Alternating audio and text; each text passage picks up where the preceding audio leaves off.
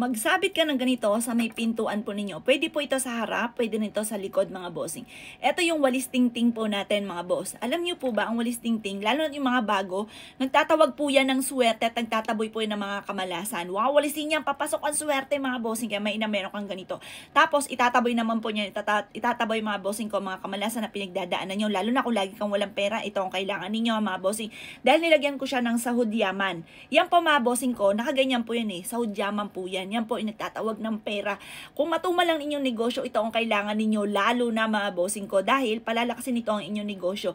Nakita niyo po to, pentacles. Ang ibig sabihin ng pentacles, mga bossing ko, tutulungan ka po niyan para ikaw po ay mas maging matalino, ikaw po ay parang lagi mong naiisip yung mga bagay kung saan ikaw ay suswerte. Tapos, yung dumarating sa inyong problema, mabilis mong nasusolusyonan mga boss, kaya kailangan mo ng pentacles.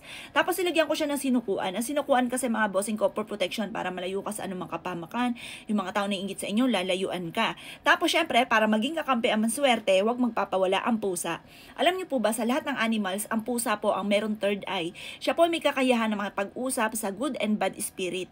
Yan po mga bossing ko ay nagtatawag ng swerte. Galit po yan sa mga bad spirit. Kinakausap niya mga bad spirit na hindi pwedeng umenter sa kanila kung sino man yung mga tao na nagkakagusto sa kanya at inaalagaan siya.